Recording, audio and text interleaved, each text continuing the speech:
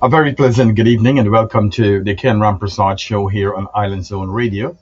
Um, Hope you guys can hear me. There was a bit of silence just now, and I see Dr. Narine that is in studio with me, which is a great thing. Good evening, Dr. Narine Dat. How are you? Good evening, sir. I'm doing good. How are you doing? I can't hear you, but let me put up my volume. All right, go ahead. How All are you? right. I was saying to you, I'm doing great. How about you? All right. Well, it's a little tonight's show will be a Yep. bit different tonight. Um, Mhm. and as you know, the reason why, but let me open the show and then I'll give you a chance to think of some of the things that you may have want to say. Like I said, good evening, everyone, and welcome to the Ken Rampersaud Show on Island Zone Radio. Ladies and gentlemen, please share the show. It's very important. Tonight, our hearts are heavy as we reflect on one of the most devastating tragedies in recent Guyana history, the sinking of the MV Barima. What began as a routine journey from Georgetown to Port Kaituma has turned into an unimaginable heartbreak for families across our nation. As rescue team continues their tireless efforts, many families are still waiting and praying for news of their loved ones. This tragedy reminds us how precious life really is and how quickly everything can change. Behind every name is a mother, a father, child, grandparents, siblings, friends, or neighbors whose life has been forever affected. Tonight, we remember those who have lost their lives. We pray for those who are still missing. We give thanks for the survivors and we honor the brave men and women risking their own safety in the search and rescue effort. Tonight, we begin this program and let us set aside politics, blame, and division. This is a time for compassion, unity, and support for the grieving family and communities. There will be time for investigations and accountability. But tonight, our focus on humanity, hope, and healing. On behalf of the Ken Rampersaud Show, I extend our deepest condolences to every family affected by this tragedy. We stand with you, we grieve with you, and we continue to pray that every possible effort is made to bring our answers and comfort to those still waiting. May God bless the people of Guyana, protect those still that searching efforts, every grieving family, and guide our nation through this painful time. I want to tell you that the MV Barima tragedy is one of the worst maritime disaster in Guyana in decades. From since I know my time, based on the latest official report, this happened Saturday night on July the 18th. As I said before, it was a trip from Georgetown to Port Kaituma, which is in Region 1. The vessel capsized and around 7 to 10 miles offshore near Pomeroon Essequibo coast and sending a distress signal at 11 p.m. I want to tell you as I'm speaking now, this is some of the numbers that we have. 133 people on board, 16 passengers, and 17 crew members. And up to now, we have 67 people have been rescued, including 15 children, 27 deaths confirmed, and 83 remain missing. Also, what I was told that the crew they were arrested and they are in locked up, may I say, because they proved that they were under the influence of marijuana and possible alcohol too. So, Dr. Narayan, a very good evening to you again, and thank you very much for always coming on this show with me too. Especially when we have tragedies in Guyana, when Guyana really needs us, and how when I heard this happen, really, I was just numb. But as the days go by, like this morning, I woke up with a headache, and I as a big man, elderly, I was tearing up every time I hear stories about what's going on in Guyana. The mother who lost 7 children and some wife who lost their husband. What's your take in all of this as someone who I believe is strong too and who have heard many stories? What's your take on all of this?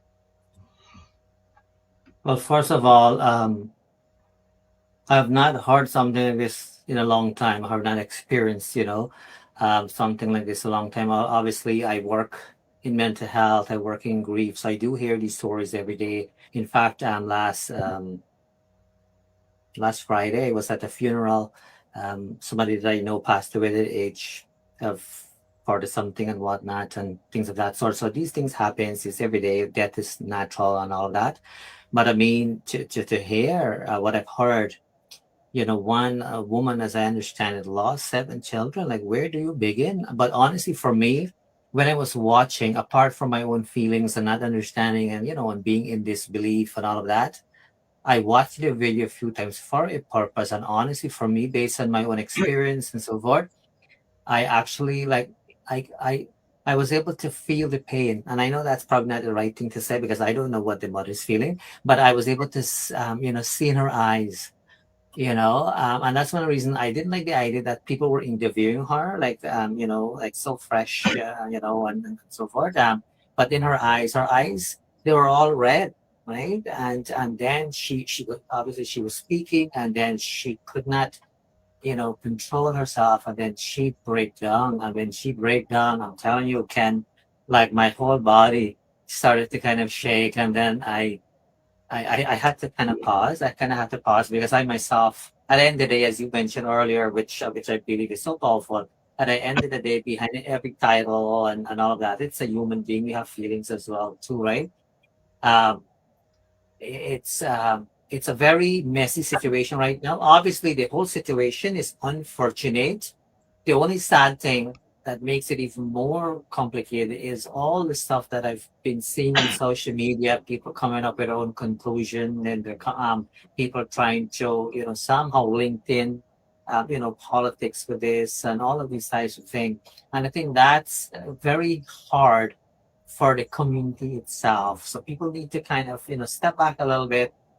Right now, they need time to kind of do proper investigation. I'm hopeful that they will do proper investigation because based on what you've said, using some sort of drugs or whatever the case may be, I've heard that as well too. So obviously, they have to do some sort of investigation to kind of make sure they have all the pieces in place. But I will not be surprised in any shape or form, right? That these kinds of unethical practices happens. Guyana, the culture is very different there. When I go to places here in Canada, especially the Canadians, so to speak, very disciplined. If you are allowed to drink, they will drink like a glass of wine and then they're done. If you're not allowed to drink, then nobody will be drinking. And I could not believe, and this is nothing new to you and to the people who are watching, listening. I was so embarrassed. Like when I went to the funeral last Thursday, there were guys in the parking lot, in the room of where the ceremony was taking place. That place was empty in there. The parking lot was full, and I didn't understand it. But then at the end of it all, when I was leaving, I realized guys they were just drinking. And so when it comes to these kinds of things, I think people like yourself and myself and the community, they really have to kind of make sure they pause before they respond. I get it, of course, Ken, that people are upset, they're disappointed, and so that's one of the ways for people to deal, with situation as such. So a lot of people, you will see the anger in them. Sometimes it's not intentional, and so forth. Every death there, it's kind of heartbreaking, but I have to tell you the story with the mother losing seven kids. I cannot get it. Like it's gonna take me a while for it to sink in. And that mother is such a strong woman because for me, a lot, and I've heard it before, and I hope that she gets the support she needs so that she doesn't think along the line. I've also heard situation where people are saying that what's the point of living now when I have no kids at all, things of that nature, right? Oh, So very unfortunate situation, of course. yes, sad too. I really feel bad for her, and it's so many sad stories. And I really do hope that that they find their bodies because you and I know that the family will need some form of closure with all of this. And when the dust is really settled, when we all gone and stop paying attention to these people will need some kind of closure. How does a tragedy like this affect survivors, family, and the wider community? And as we know that despite we are far away from this incident that happened on Saturday, how you think they're going to deal with this? Oh, for sure. And you can already see how people are dealing with it, because the thing is, people already have their own kind of trauma happening in their lives. Right. Coincidentally there was a gentleman who called me and whatnot, and he couldn't afford to pay me, but as you know me, I Oh, always put people before profit. This is what I do right, for a living. I went to school for this, but I'm not right, gonna say to him, I cannot you cannot talk to me, right? right, And right. I got this individual, but honestly, when the guy shared his story with me, I was heartbroken. I felt bad for him with everything that he's going through. So what I'm trying to say to you here is that people are already going through their own individual trauma, and when you have these kinds of things, it adds to it. It doesn't make situation any better.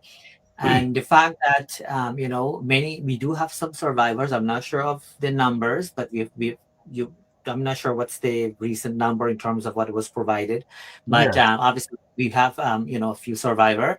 But yes, they managed to survive. But I can tell you one thing based on research and my experience and so forth. They are still in shock right now. They right. are in shock, right? Yes, And so they will it's gonna sink in, as time goes on. And in some cases, many of them will need help for the rest of their life. They will be afraid to even continue with their daily lives, right? Meaning that they might not want to go into a boat anymore, things of that sort. Family members, or not necessarily family members, like people who live in the community in particular. Obviously, some people have no other choices. These people probably didn't have any other choice to take a plane and things of that sort. That's one of the reason they use that method in traveling. But for some people, they will be trapped in that mindset, and it definitely can affect them in terms of their daily function, can affect their relationship. They won't be the same person again. Having said that, though, I want to say this much: if they get the professional help they need, if people kind of step away and stop blaming each other, stop blaming government and whatnot, and let these folks have the support they need. And right now it's the survivor, meaning that, like, including the families, the people that are affected, they really need the support. And when I say support, I'm talking about that, that professional support, right? And if they don't get it on time, or get it like right away, and if for some reason things have to be delayed before they actually get it, um, that's going to be extremely hard. Not a lot of people will come out because people don't know. Some people don't know, or they don't know how to reach out themselves because they are just kind of, in their little bubble. Same situation with the fella I talked to today. I've kind of asked him, I said, like, do you have, like, family and kids, and friends and whatnot? And his response to me was, he doesn't want to burden anybody, kind of thing, because he knows that, people have their own life happening. Amazing gentleman, had a really good life in Ghana and whatnot. Very knowledgeable individual, but people do go through different challenges. No different with these folks here, right? And so, people have to be genuine with their help, and people have to accept that whatever help is being given, that it's there for that real purpose. People cannot say, well, I'm not going to take the help, because it's not real help, and so forth, because right now it's extremely messy, and that's not going to doing the community any good. I see all the political pieces that's happening. It's a shame that people cannot separate their personal values from their professional values, to try to help the family, try to make sure that together, we can work this through. It is unfortunate, but I'm assuming that's the culture there, because I don't see those kinds of behavior here. I mean, I right. shouldn't say that. We have little one or two things here and there, but it seems like the culture there, not to put Guyana down in any shape or form. Guyana is still developing, and I think it still has a far way to go when it comes to these types of pieces in terms of mental health and being vulnerable if you have to. I totally agree with you. Ghana have a far way to go. And it's a shame that every time something happens, it has to be about the president and um, about politics and race. And I tell you, it's such a shame that we, over so many years, that we still hold on to that. Anyway, what are some of the common reactions, emotional reactions people may experience after hearing or living through such a disaster? And you said it right too. Some people may not be want to travel in boat again. They would not want to do that. So, what would you say to those people who we as you and I know that this can bring on PTSD on people when they Yeah, boat pass near to them, or when they see a boat that will just come back to them. So what yeah, you say and to yeah. those So people? yeah. So on sort of first part here, before I kind of respond to your second piece. So obviously, I want folks to know that based on people's experience, they will react, in ways that might not be the way we will react. Like I wouldn't react in certain way, kind of thing, because I've kind of developed skills how to manage things and so forth. Am I upset? Absolutely. Am I disappointed? Absolutely. Because for me, without even seeing any sort of, result in terms of investigation, because that's kind of ongoing, just by hearing what was happening and so forth, it goes to show that something went wrong along the line, or it could be certain things was a norm, and nobody was predicting something like this to kind of happen. I know that it is extremely easy for me to say, well, people have to move on with their life. Hmm. That's going to be the best advice. So, because at the end of the day, we cannot allow anything to hold us back, because we still have to move forward. Obviously, some people, for some people, might take a longer time, but we cannot live our life in fear. Right, Because, right, like that, and that means that some people might need some, additional support, to kind of make it work for them. But people cannot live the life in fear, because like, people, generally speaking, sometimes some people do not want to even travel by plane too. Some people just don't like those things. I have coworkers, they don't travel by plane, so sometimes work is required for us to travel and whatnot, and some people don't want to go on all sides of things. But I think people have to kind of still remind themselves that in life, certain things you and I don't have control of. And I'm only speaking, and this is not a research thing and whatnot, but I want to say this. For me personally, when it's your time, it's your time. And that doesn't mean that we are saying, well, that's okay, and so forth. Like we have obligation to make sure we put pieces in place. But at the end of the day, when it's your time, when you're destined, when it comes to the end of you being here, because we're just passing through here, and right, so you'll find that you work in the you work as a nurse. So some you'll see you have a kid born, and the kid survive for a few hours and the kid is gone, or the kid, a few days. All of these things kind of happen. It's just that we have to kind of not allow any of that. Not easy to do. And I want to remind people, not easy to do, but we cannot let anything, hold us back. If not, all we're doing, we're making situation worse. That's one of the reasons the support. It is so amazing when you have the whole support, the whole community can support each other. It is such a powerful thing that I can tell you. But you really have to have a different kind of mindset. Some people, for whatever the reason is, their mindset is extremely negative. As soon as something goes wrong, they blame the president. They see something goes wrong, they blame the PPP party, and vice versa and so forth. People have to get away, and start to think maturely. Because when I see it, that doesn't mean I'm better than anybody else. And whatnot. But the thing is, when I see certain things, for me, I find it to be extremely childish to see like grown people will kind of behave in this kind of way, despite the fact that we have grieving family. Many of them are very poor people, right? yes, And that in itself, and so the whole unfortunate situation is one thing, but keep in mind these people will have to find a way to get back into the community and kind of function again, and that's going to be hard. In fact, the fella I spoke with today, he said to me, he got low get he was let go from his job.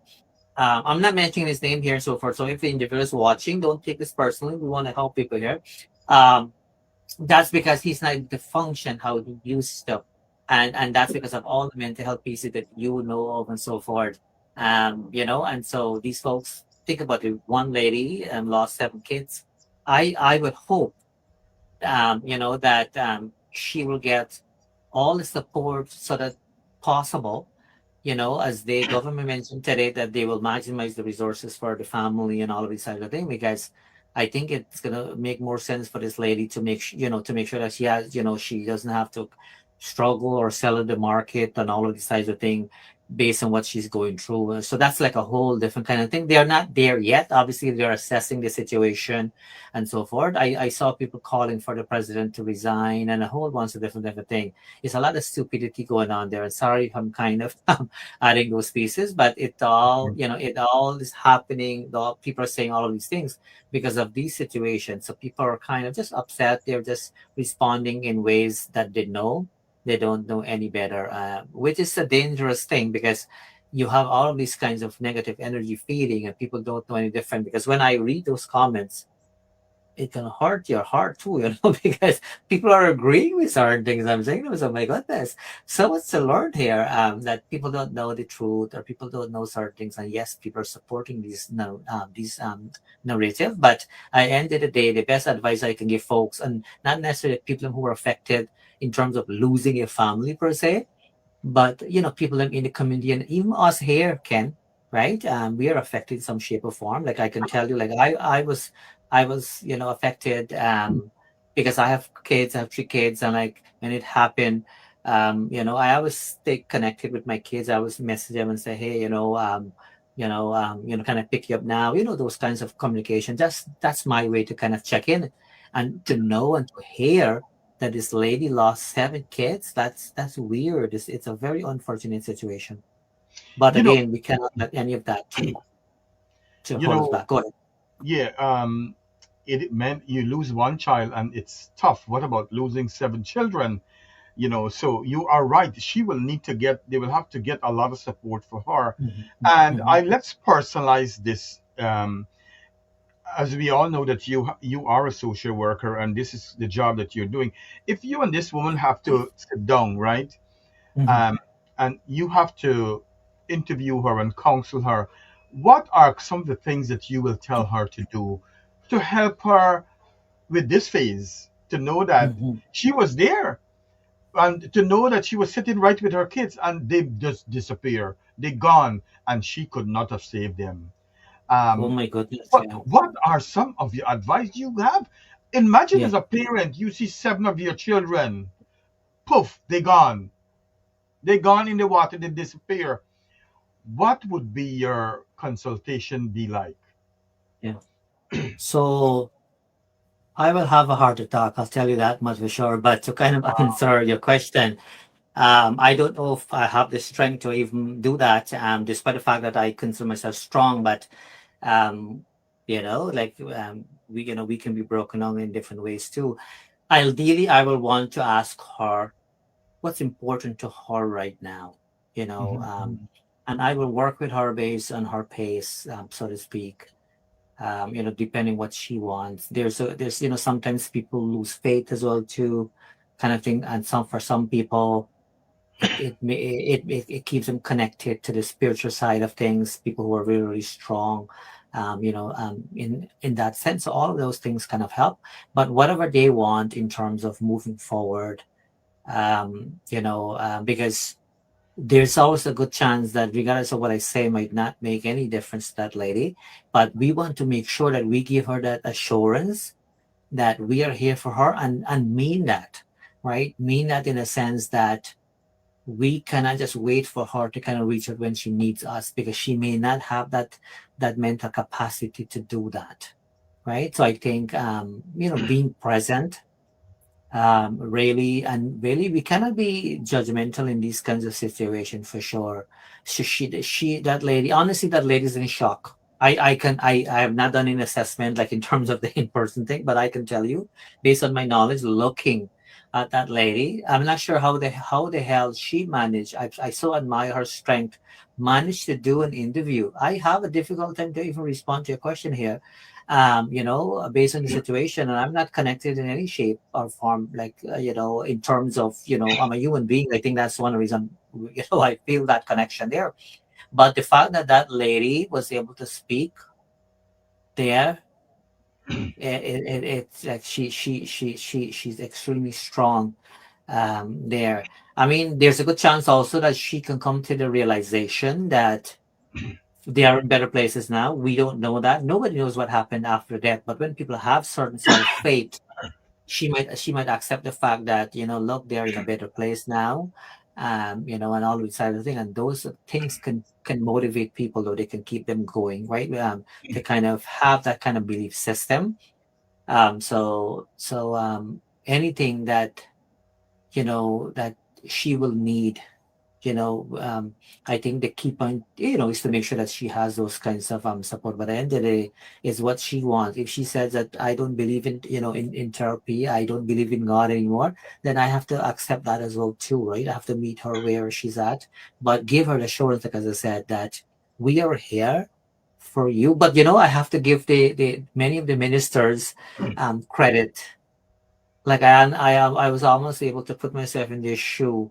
Like when they were speaking with the family, I watched some of those conversation, and I have to say that they've done an amazing job. And if anybody think differently, you want to check yourself out into the mirror, because at the end of the day, those ministers and so forth, they are people like you and I. They have families as well too. This is not something they did and they were hoping for, kind of thing, right? So they are under a lot of, not necessarily pressure per se, but they are under a lot of stress, because this is not a little thing that we've seen. This is a big thing, like, right? Of And course. because I see, like, even like people from Trinidad, they Prime Minister from Trinidad, send some people to kind of assist and things of that sort. So it is a big thing. I'm hoping though that this does not happen again.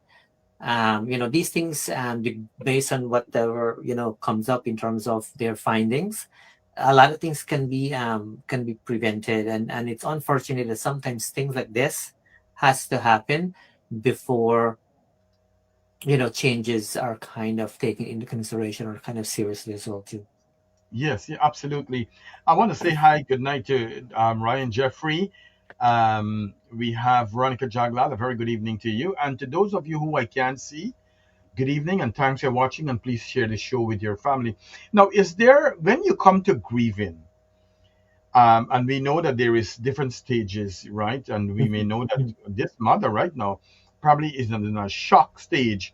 Is there a right way and a wrong way to grieve, or people grieve at different stages? Absolutely. Good question. I think this is something people should pay attention to, because at some point they will be in that kind of situation then, where they will be grieving themselves. And so obviously, people do grieve differently. So my mother, for example, she passed away a few months ago, but I had lost a brother by suicide, and so she wasn't able to accept, that he's gone, kind of thing. So she continued to kind of grieve, all of these years and decades and things of that sort. Where some people I don't want to use the word strong, but they kind of view differently, where they can manage to still navigate. That doesn't mean that, everything will be perfect. One thing I can tell folks though here, based on experience, based on resource and so forth, when it comes to debt, you will always, always, always have some time when you will be reflecting, and you'll cry and all of these other things. So that will become part of your life, like that. I can say openly. So it's not like, people wouldn't be able to function anymore. Over time, people will share with me, actually, that, no, I feel somewhat better now. I'm moving on and so forth. That does not mean that they don't think of something, of their loved ones, what life could have been for them, especially in this situation. There are some small kids, as I understand it, and so forth. But I think, you really have to have real professional people to help these folks, so that way they can grieve at their own pace. And so sometimes, coming to a therapy session, for example, it could be that person comes and cry for an hour. I'm stronger than I thought though, because I've been in a session where all I had to listen to just cry for a whole hour actually. Wow. Um, yes, I just listened to that cry for a whole hour. So this person was in definitely crisis for sure. Um, but the fact that that person made it there to that session, right? This is how I view it. That's the starting point for them to start to kind of heal. And so things wouldn't go in a structured way. It becomes a bit tricky when you have a system in place and when it's like free counseling and so forth, and it's funded by the government and so forth. Things are structured as you would know, right? You have 12 sessions, and then when the 12 sessions you're kind of done and so forth. But grieving at your own pace is key, and it should be supported. And and that's one reason it takes special people to do these kinds of role. And because I might believe religious belief might be very different than yours, but when I have you in front of me, this has absolutely nothing to do with what I believe in. This has nothing to do with what you believe in. This has to do with the issue that you're dealing right now, and what is it that I can do to walk with you, kind of thing, right? To make things better for you, kind of thing. And a lot of the times, there are different models, obviously, of therapy, but a lot of the times, folks are able to figure out things, but with some guidance along as well, too, right? Depending how their own skill sets and those kinds of things. But definitely at their own pace. And some people, like I said to you, it might be a forever thing. And with that mother, I can see, and I'm hope that I'm proven wrong. But that mother, I don't know the age of her, but she seems to be in her late 40s, something like that, or I don't know. But it's 7 kids. She'll be working for a long time. I think that's a fair statement for a conversation. Yeah, good night, Miss Anita Diaram. What you said, bless, good night to all. So sad our prayers and thoughts are with everyone during this difficult time. What a tragedy in Guyana. Very, very sad. Also, we have Julie Can. Thank you very much for tuning in. I want to say to, in a world where we have a lot of, we got internet service, we have all these social media, what are some of the things that we should say to people, and what are some of the things that we should not say, what we should post and what we shouldn't post? Because we, as society now, we in a new era. We are there. As soon as something happens, we run with it. What should we say to these people who are like this mother who lost 7 children? Yes. So for some reason, people feel that they have, an entitlement to say anything, anyhow, and things of that nature. I think people need to, you know, step back a little bit. Sometimes not saying anything at all, it's totally fine, right? Because um, all the stuff that people put on there in terms of their own, based on their own opinion and things of that sort. Eventually, family gets, they get to see it as well too. Some of them, it might be good thing as well too. But I think the simplest thing is just to, give your condolences at this time, kind of thing, and some prayers. I think prayers. I think most people will agree that prayers can go a long way, right? And I think that's all the family would need right now. Nobody needs to know anybody's, any sort of opinion as to who caused it and all of that. Right now we have the professional people looking at it, and the president made it very clear that that they're doing a thorough investigation. Is going to be done independently, and I think people who are paying attention will know that the president is keen when it comes to those kinds of things. That I can tell you. In the past, I've seen two minister had to resign, in his cabinet here. And so what that means is, if it comes to that point, then it comes to that point. But people cannot make this decision based on somebody's opinion. You have to do a proper investigation, and then you kind of do that way. Here in Canada, it's a little bit easier. For example, where I live, one of the ministers, for some reason, he spent, I don't know, $25,000 one night at a hotel for what God knows what. People didn't like that, and so people said, "Look, you should resign. Actually, you cannot be wasting taxpayer dollars." With any question, he just resigned. Right? So they do things a little bit different here because I mean, their own conscience as well too. But I think they're to answer your question, I think it's important for people to be mindful that yes, it might be tempting to say certain things.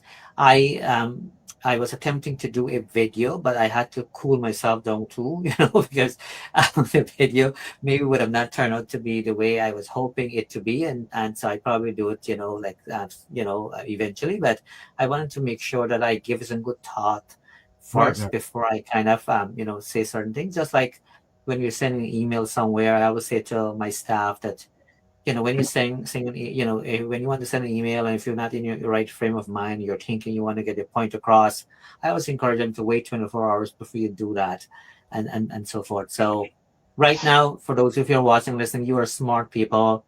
It's just that Ken and I decide to kind of do this here because this is what Ken likes to do. This is how he makes his contribution. Um, and the fact that you're watching, the fact that you're sharing and commenting and so forth, this is your way to actually be part of this.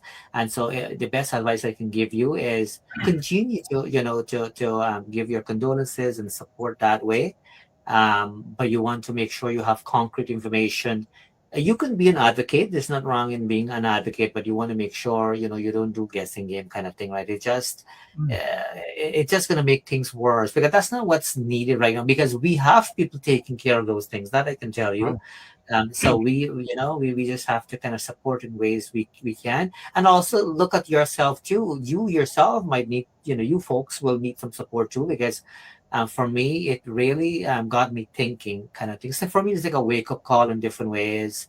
Like for Absolutely. example, I said to my daughter just now, after we finish this interview here, we'll kind of go for a drive kind of thing, and just random drive, anyway, and so forth. So it kind of even give me that a different kind of thinking that, as we keep saying, that today we're here and tomorrow we may be gone. So it's Mm, not a straight line kind of true. situation here, but people need to kind of being mindful, and people are smart. But for some reason, people leverage all of this for different purpose, and I can see it clearly, which is a very sad thing. Osha Azimola, a very good evening to you. Thank you very much for tuning in. Shaliza Ali, watching all the way from Guyana. Thank you very much for tuning in. Rhonda Spencer Tom, a very good evening to you. Juliet Etwaru, good evening. She said, our hearts goes out to the family. Definitely. You know, with a tragedy of this magnitude, how community, churches, organizations can help? How can we help too in the diaspora? If you can give us an idea, how can we support something like this when we are far away, or even some people who are very close? Absolutely. And so people are, and the good news is that people are willing to give that helping hand. But I think people have to find a way to work together. And that's going to be the most challenging thing, because no matter what the government is doing right now, for some reason, you have a handful of people still putting, the government down and all of that. And on a side note, I can confidently say that in a very long time, we have not had these kinds of leadership in Guyana. That I can tell you. Not saying that everything is perfect. Not saying that, there's not, room for improvement in certain areas and all of these types of things. But the reality is, and the truth is, Guyana is in really good shape in terms of the leadership. Not too many people can go and represent Guyana the way our president is, representing Guyana right now and so forth. The thing is, the best solution right now will be for folks to kind of come together. That's the key point. If Right. everybody try to do their own little thing and say, look, I'm going to do this because I think this is the right thing and so forth, with no proper communication with each other, honestly, they're doing the people a disservice there. And it's sad because, like, that's the saddest part, to see what's happening there. Like, people see it as an opportunity to kind of do some mischief, right? But people are helping. I can see how people are openly helping. They're doing what they can, and that's not an issue really right now. I think the biggest thing right now is to discover people. I'm not sure if they have a good system to know for sure how many people were in that boat. That I don't know. I have some mixed messages there, kind of thing. But Right, right. right. So right now they need to make sure, like, everybody, it's gonna be hard to do because today we are into the third day kind of thing almost here. But you have to keep going. So right now, to get back to what you've said earlier, the closure will be important. So Absolutely. yes, the person is gone, and that's hard. There's no question about that. But not having the opportunity to do the final rites, in terms of Yes. religious way, or at least you have that satisfaction, will be extremely painful. They will have to live with that extra Jesus. stress, for the rest of their life. That's kind of that's hard. So they are looking and sorting. So yeah, so I think they're spending a lot of energy right now on the unnecessary thing, and they're burning themselves out. Benefit burning themselves out. Not only the physical aspect, like mentally, people are just stressing out themselves with all of these, negative thing with what the government is not doing right and all of these types of things, and people not realizing that this is not a president for temple. Right? It's not a president for church. This is a president for Guyana, and everybody's keeping an eye on Guyana now because Guyana is developing. That president was not in Guyana in the first place, and that's one reason the prime minister, Mark Philip. he was yes, he was acting as the president during that time, and so forth. So I saw people putting like videos, oh, the president, how come the president wasn't there, and all these kinds of things. Like these people have to be high school dropouts, man. Sorry that I'm saying this, kid, but people have to come together. That's the bottom line. It does not matter. Like you and I can do that work. People need to come together and don't worry about. The president is not sitting and there waiting for something to happen and kind of respond. That's not his job. The president is running a country, kind of thing. There's the reason why we have ministers. The reason why we have frontline people. People have to start to do things ethically, and that's not happening though. And then in the end of it all, the president will get blamed and so forth. So the helping hand issue, Guyana is in Guyana is in good shape right now to help the family financially. They will be able to do that.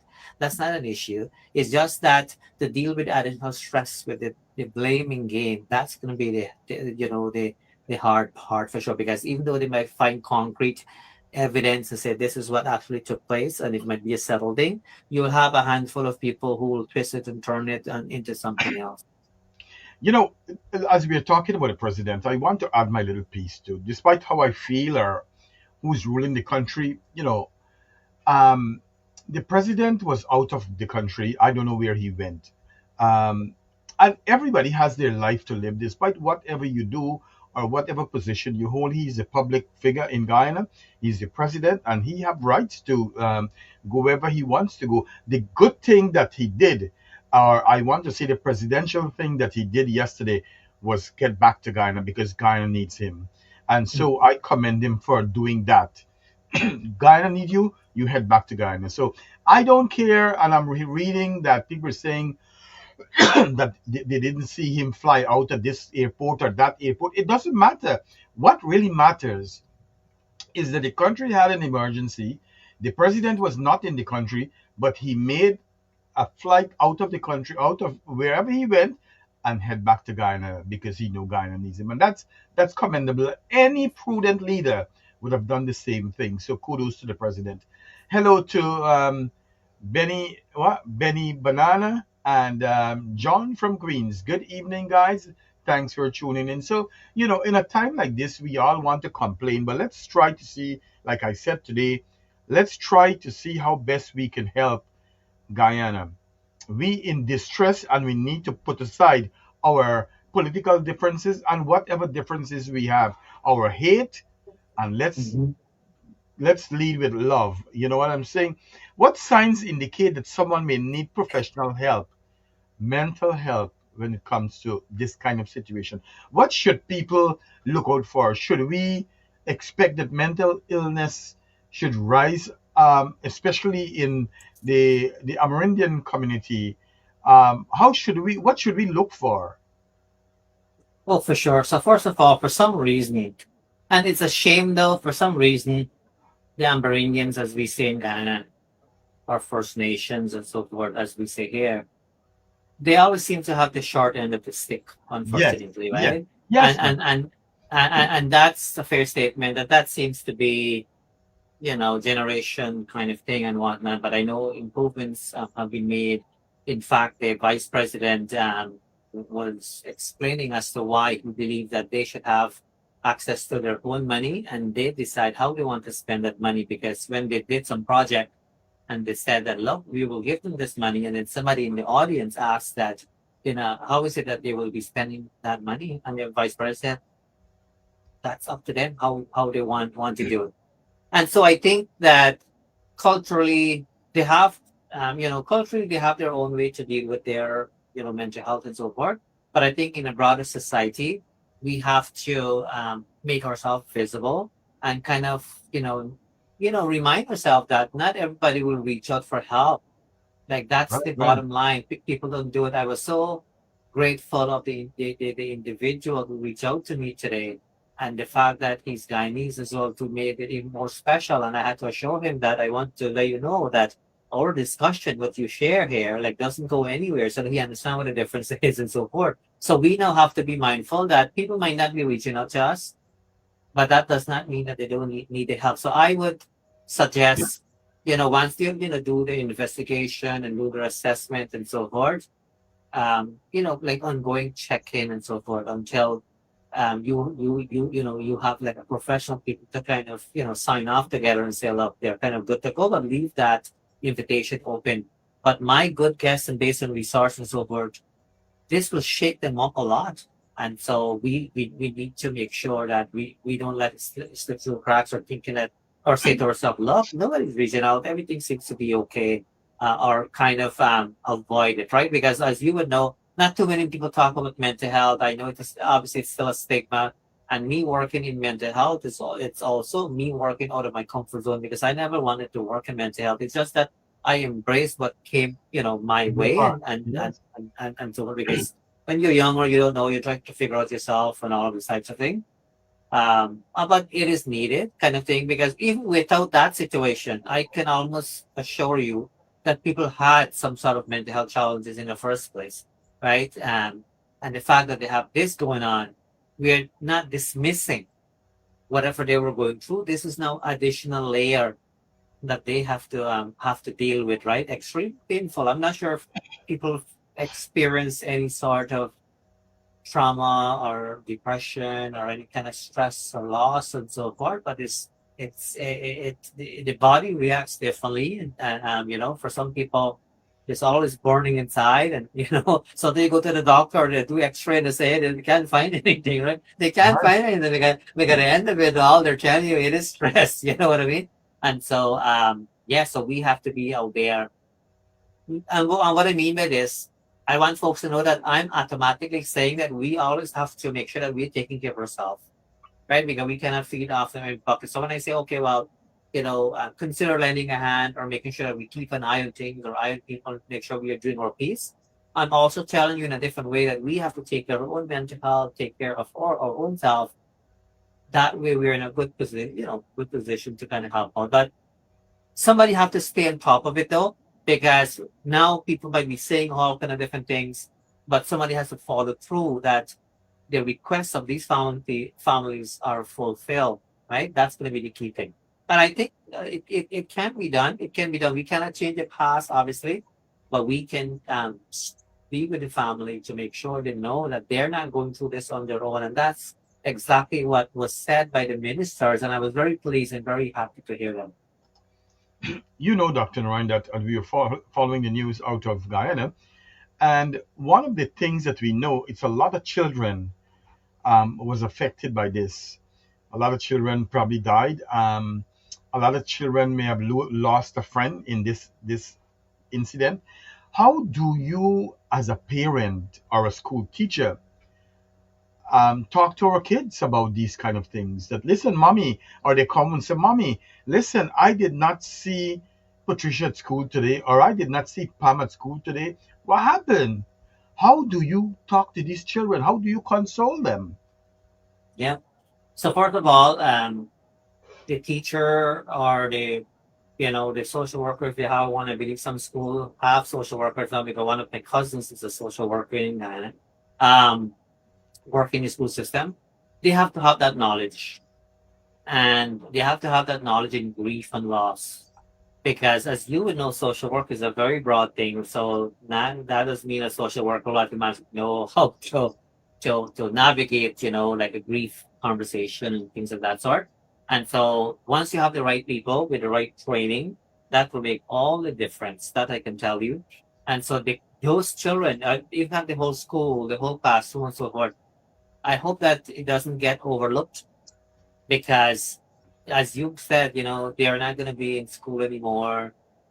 And that's going to be hard because I've seen situation with my own family and with my nieces and so forth where children leave, like one school and move to like a different school and stuff of that sort. And I can see how it was hard on them.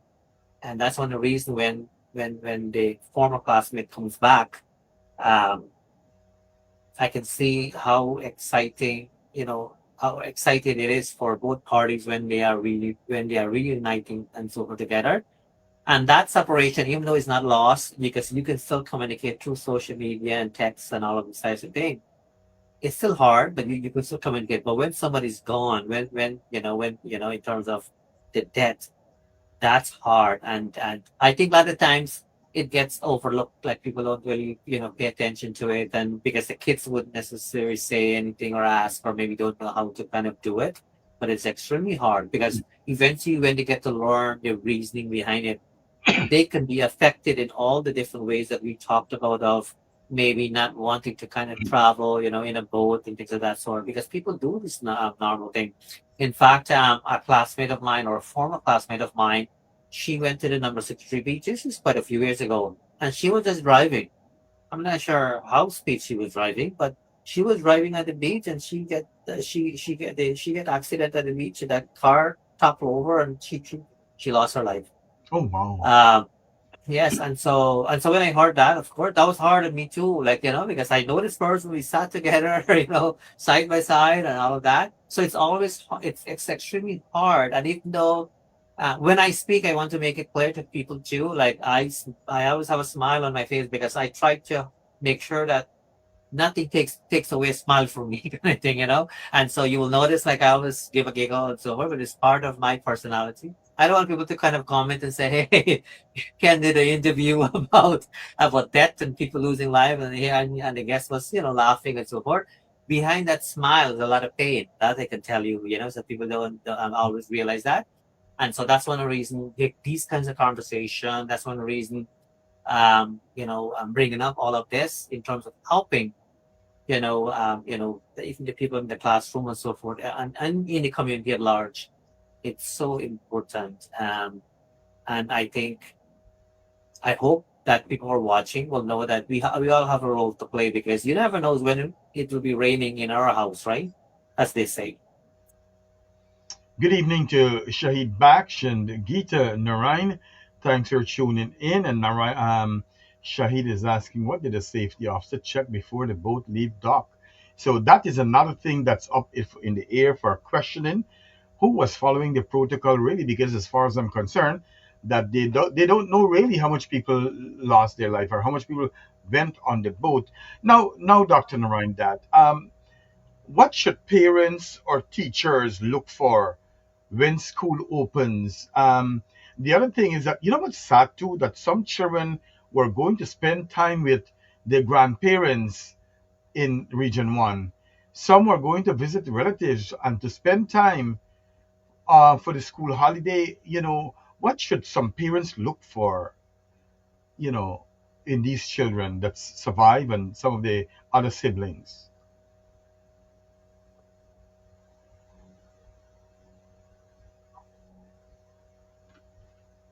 So I've kind of you will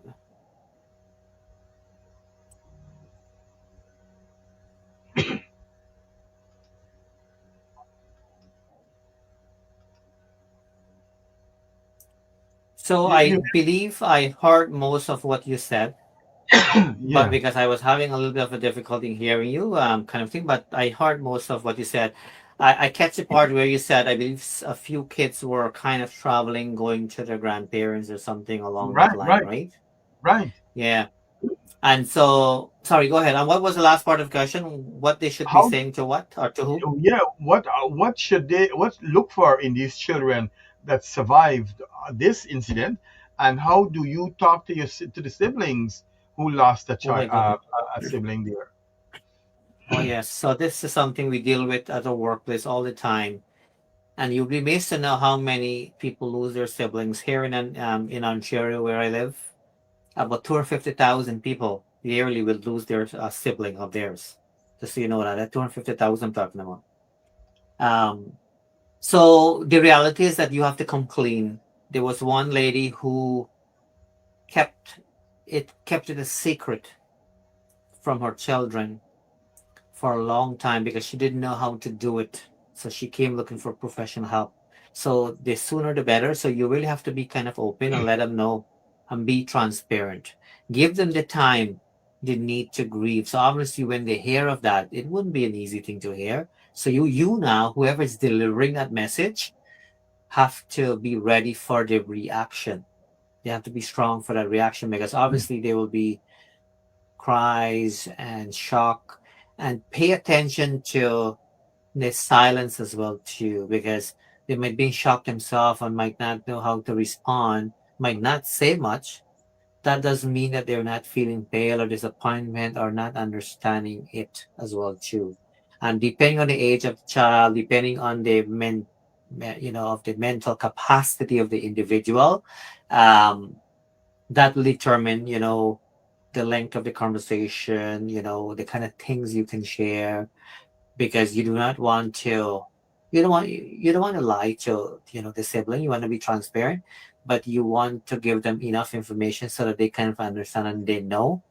But you want to kind of do the icing on the cake in a sense that letting them know that, we're here to kind of support and help you. They might not know what that means, kind of thing, but really have to stay connected. Honestly, the younger ones, well, it's going to be hard because they have not developed, that capacity to deal with challenges in life, because in life people go through all kind of different challenges, right? And death is one of them. And so they will need the help the most. Not that adults don't need that help. We'll be broken ourselves too, but we have life experience. We've had challenges. We kind of manage to get up, when we fall. We have experienced that, all of these types of things. But you have to, and I think so. One of the things that help us, as study shows, we do that at our workplace. We do a lot of group counseling with kids, so people come together and they share their own experience as to what worked for them, in terms of dealing with it. They're also having a space to share, their grief and how they feel and all of that. I don't know if gonna do all of that kind of thing, but those are things will be important, extremely important. I narrowed down it because beyond 1 hour. I want to ask you two important questions, and one of them is to ask for the mother who lost 7 kids. Remember, she witnessed all of this sitting down there, and couldn't Mhm. have saved any one of her children. Mhm. How do she begin to heal from things like, oh my God, I could not save any of my children, but I'm alive? How do she feel about that guilt that she'll be carrying throughout her life that's left? Yeah. So there's a good chance, and this is only us talking based on our experience and all that. There's a good chance that she will say to herself, she wish all of her children would have survived, and her being the one that kind of lose her life, so to speak. So Yes. she will. I can almost speak with confidence here that she will have, and there are times when she might end up wanting to blame herself as well too, and that's where the counseling and the professional help comes in, because I can almost, I mean, I would assume that it probably happened so quickly, that because this is not something people were expecting, or even if they were having some challenge there, they obviously were hoping for the best kind of thing. And so I don't know the age group of the kids and so forth. I saw some pictures. Based on that, I can see that they are like they like older kids and younger ones as well too. But definitely the mother will have a lot of questions for herself. She'll be blaming herself, good possibility there. She'll question herself, she'll question her faith as well too, as to Yes, yes. why her, right? And things of that sort. I know when they had a 911 situation, there was I can't remember the name or anything like that, but there was one gentleman who was on CNN, and all of his employee um, had a bunch of employee, like a few hundred employee die. Nobody survived except him because he was not in there. He was elsewhere. And the guy mentioned openly on CNN. He said that he does not believe in anything anymore because Right, if there was a God, how and so forth. So people lose faith as well too, kind of thing, right. because Yes, it's affecting them in so badly that they lose that faith now because they're thinking if the faith was that good, then they would have not gone through all of that pain and so forth, right? But obviously, again, this is just a conversation. I don't want any religious leader to reach out to me, kind of thing here. But different people believe different things. So different people believe that whatever you and I are going through here, this is what was meant to be, and it's part of karma. All of these type of things. We don't need to get there. Well, we need to talk about exactly what you brought forward here. How is it that the mother will deal with this kind of situation that she's dealing with now? But that mother is in shock, um, because I've seen a lot of mothers in situation very recently where the mothers were hoping that their child will wake up, and they're saying that they believe in miracle. And then I said, my goodness, isn't that something that they cannot believe that this is actually happening? They believe in that. They're hoping that that's just a dream they're kind of going through there for sure. Um, also, I'm gonna ask you. There was people on the boat who probably tried to save the survivors, them who made it out. Mhm. What advice you have for them? Especially they probably was trying to help somebody too and they couldn't help. What what you think will be going through their minds after this is done and the dust is settled? Yes, for sure. So, I hope that they don't blame themselves, for anything at all. I know one fella I was watching. I'm not sure if you saw the story where one guy he ties some bottles or something like that together and kind of float his way out. Did you Yeah, see that one? I didn't see that one. No, Oh my goodness, what an amazing story. That guy, critical thinking. He found some empty bottles and he tied them together. But that's what an smart. amazing story. That's smart. And a few, yes, and a few people survived through that. For the folks who had to get out of there, knowing of the situation, knowing that they may have left somebody there as well too, because they're not thinking, they don't know. I hope that they don't blame themselves, because that's can be hard mentally for them to kind of think of that, and they will have all of these kinds of thoughts, from time to time, kind of thing. When you're traveling, when you're going somewhere, when you're in a plane, the very first thing they say to you is to make sure that you are taking care of you first, and make sure you put a mask on first and so forth before you help somebody else. For those who, were able to get out of there, alive, and somehow manage to assist along too, well, that is a great thing, but don't, put the blame. But the blame will happen. It's just a natural thing. And now that they can process things a lot better in that situation during the time when people will be panicking and so forth, people don't make proper decision. Now when they are going to kind of process it and reflect back, they probably will be saying to themselves, oh, they wish if they would have done that, they would, all of these types of things. There's nothing they can do now. They did, you know things based on, whatever, they were thinking at the moment, based on, what was happening. So they can't turn back anything there at all, right? So they just have to kind of really come to that point now, kind of thing. But it's hard. When people speak, all I could feel is like pain, pain, pain, pain. But I'm not sure. I really give them kudos because they have a lot of strength. Because I'm not sure how they do it. When you hear people talking about the lost, partner and a baby, A it's pregnant hard. woman. Oh my goodness, as well too. And then like when I'm having my baby in my hand, I have not a baby anymore, like Right. a toddler, a 2 year old. But when you have them in your hand and you're thinking like, here we are, we have it, everything that we need in life and everything else, and then you're watching all of this, it's hard. It's gonna be hard, and yes, it's a million times harder for those folks because I watch it and I had to discontinue watching it. It just didn't fit well with me, kind of continue to watch it.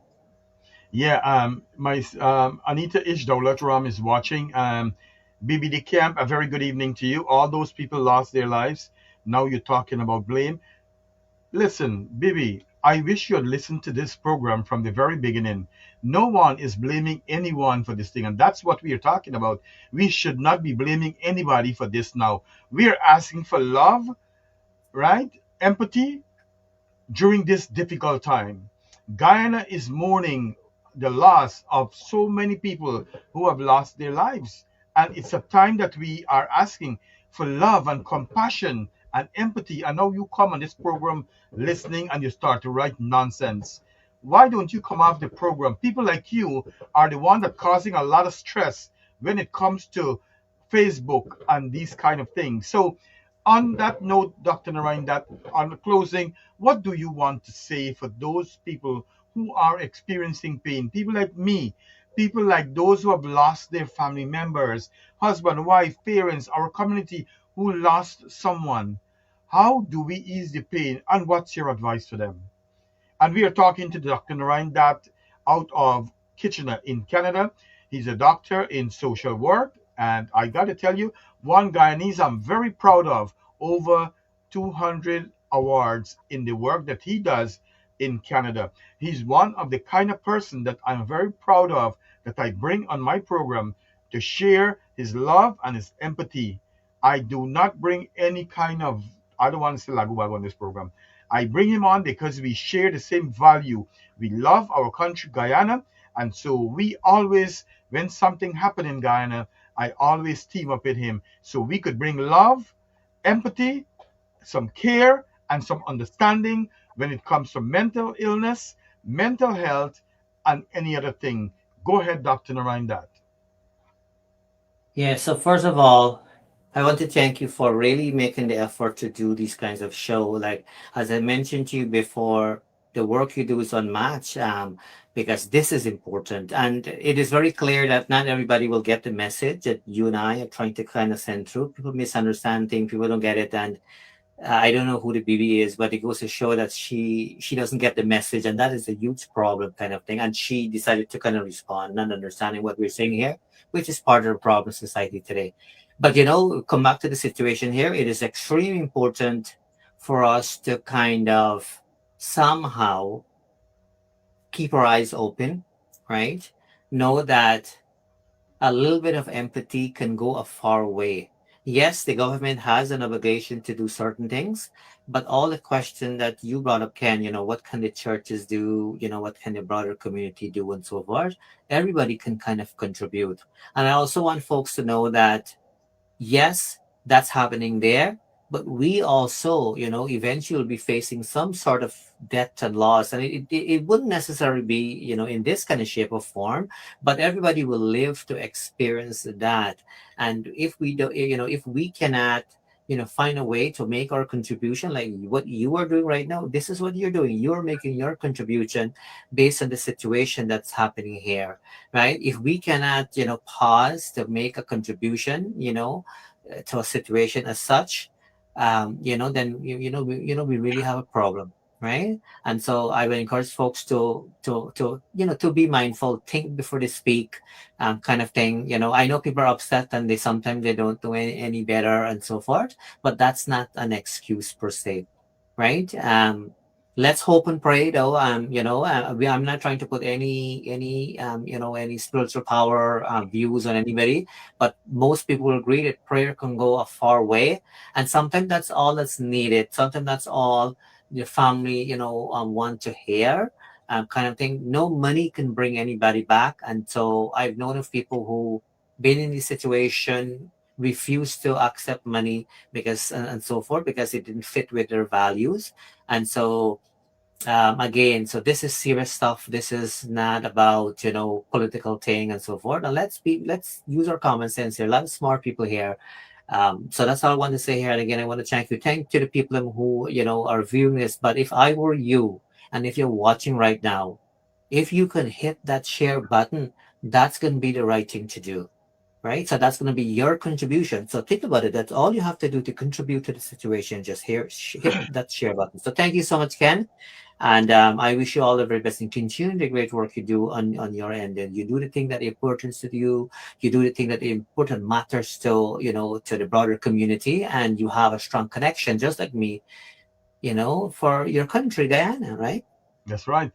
I have left Guyana over 30 years, and I want to say that I still have, if you cut my heart, I tell my friends that you will still find Guyana, the map of Guyana in my heart. And so, ladies and gentlemen, I want to say thank you very much for tuning into the Ken Rampersaud Show on Island Zone Radio. I like to come on every Monday evening at 8 p.m. I want to say a very good evening to Amral Maldramutu. Thanks for tuning in. But, ladies and gentlemen, I want to tell you, and I'm so serious about this, that I want to know you to know that this is a disaster that happened in Guyana on Saturday. I want to let's not bring politics into this. Let's not bring hate into this. Bring love, empathy, and most importantly, let's pray for all those families, those survivors, those who have lost someone in this tragedy.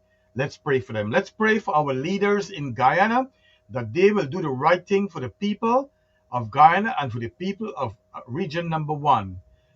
Let's pray for, ladies and gentlemen, and be a good soul in this world. This world is full of so much trickery and so much problems, and it's so easy to get pulled into all the negativity. Ladies and gentlemen, if you want to see a difference in this world, please be the change that you want to see. On that note, I want to wish all of you a very good night, and thanks for watching on. Again, Dr. Narine Dat, thank you very much for being my partner when Guyana is in distress all the time. Have a great night, everyone. Thank you very much.